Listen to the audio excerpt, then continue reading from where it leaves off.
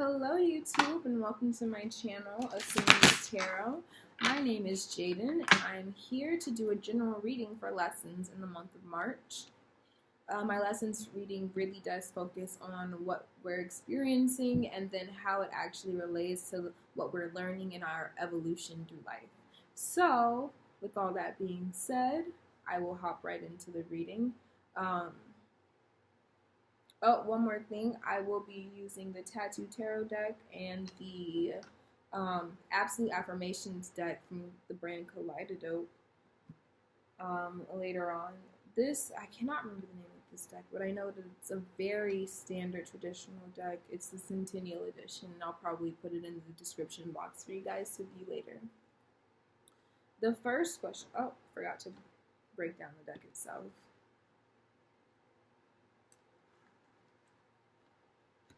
So, at the bottom of the deck we have the Page of Swords in reverse, and so this could be, right now I'm feeling like it's an immature thought, you know. It could be some type of foul play, someone being sneaky, somebody spying on you. However, I'm feeling like it's really an immature start to a new idea. What lessons are you learning currently? We have the Chariot in reverse. So learning to make up your mind, stick with it, and go for it. What lessons have you already mastered? We have the Page of Pentacles in reverse. And so realizing where you shouldn't be putting your energy. You know, when it comes to pages, I always think of childishness or immaturity. And when it comes to Pentacles, it's really like, how can you be immature or childish when it comes to holding something of value? It's not really going to work. And so the lesson that you've mastered is realizing things aren't going to work when you're working with such immature energies. Or if you're embodying an immature energy, especially when you're holding something of value. So are you going to man or woman up and take the thing of value and go for it? Or are you going to sit there and play around with it? And that's what you've mastered. You're learning that you can't just sit there and play around with it. What are you struggling with? We have the Eight of Cups in reverse. And so you're struggling with letting things be the past, you know? You walked away from something that was no longer emotionally serving you. So it no longer brought you emotional fulfillment. But for some reason you keep wanting to go back to it. It's probably that emotional attachment that you had to whoever or whatever this was. And sorry, I got distracted from an email. So you're either going back to that attachment to whatever or whoever that emotionally not fulfilling thing was, or you're fighting yourself, especially with this Chariot in reverse being in the lesson that you're currently learning.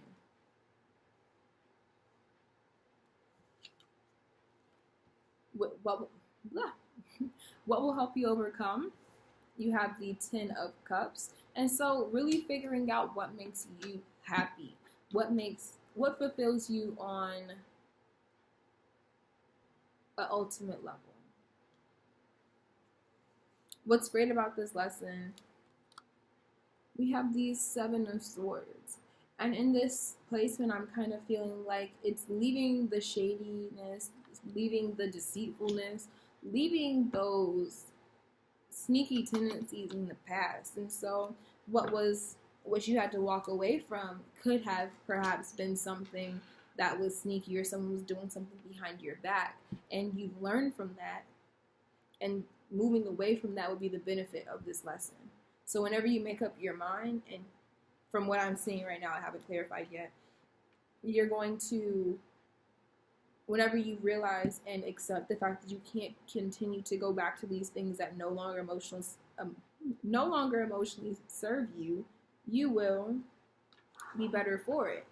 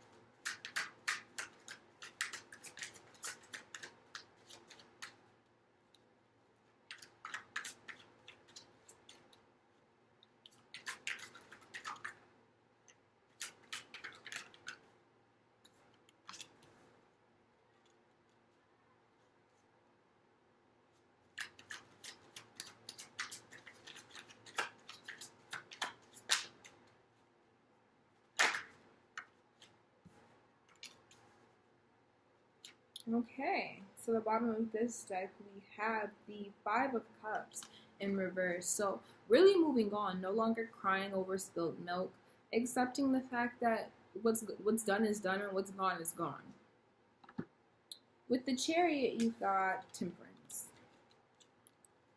So, with the Chariot in reverse, I should say. So when it comes to making up your mind about these things, you need to realize and recognize what's balanced for you. I think a lot of the times we think of balance and we look at other people's lives like they seem to have it all together. I'm gonna just follow their guideline, but really you need to figure out what's balanced for you and relative to you. Your lifestyle is different from that person. Your emotional needs are different from that person. Your life on paper looks different from that other person that you're trying to follow. And so when you really take the time to temper things out and find the balance that's right for you, you'll be able to make a more clear decision and really put your backing behind it. With the Page of Pentacles in reverse, if I can pick it up, you got Death.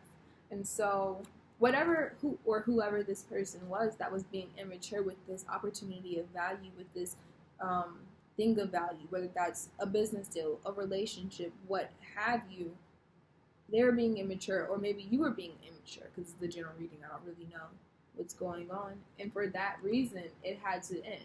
It had to come to an end. And of course, she mourned the loss of this, but whenever something ends, something else begins. And that's so important to remember. I think a lot of times, especially when it comes to love, where like there's never going to be another. But there is, time goes on. Okay, what are you struggling with? Moving on. Actually letting the past be the past. And when you actually, you stop doing that 1 foot in, 1 foot out thing, you have a new opportunity available to you. You have a new start, a fresh new start. She's smelling the roses, That rose that was in the death card that I just said, new things come back to life. Here she is smelling them. And so when you actually recognize that these things no longer serve you and walk away from them, the fresh start is going to be beautiful.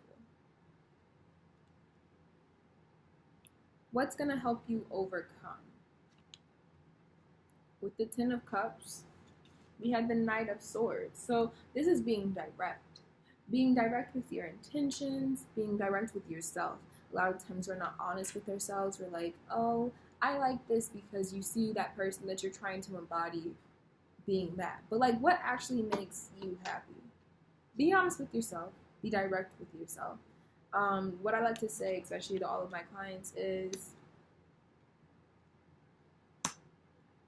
I just got something else, but I'll say that in a second, is, get to know who you are, whether that's personality test, whether you want to get into your natal chart with astrology.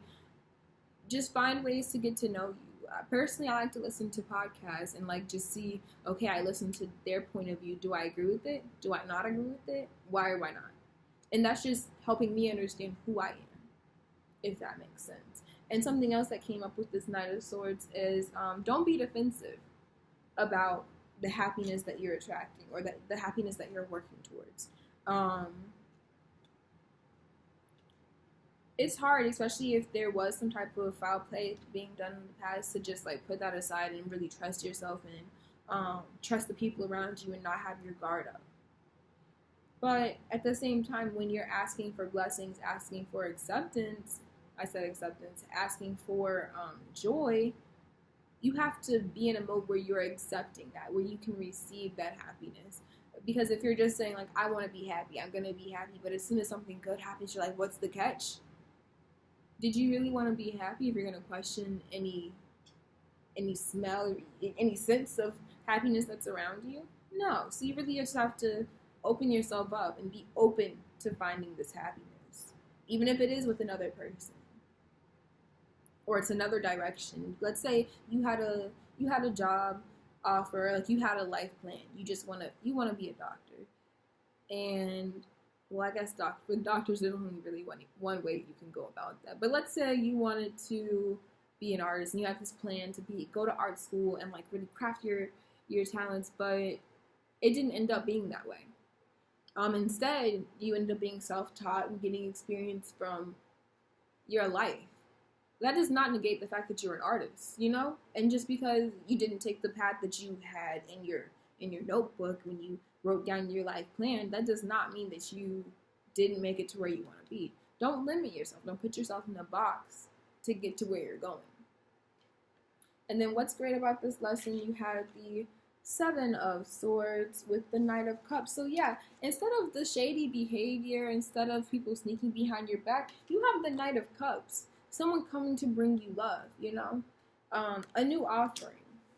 Someone who's actually ready to accept what you're bringing and who is ready to reciprocate. And if that's not great, what is?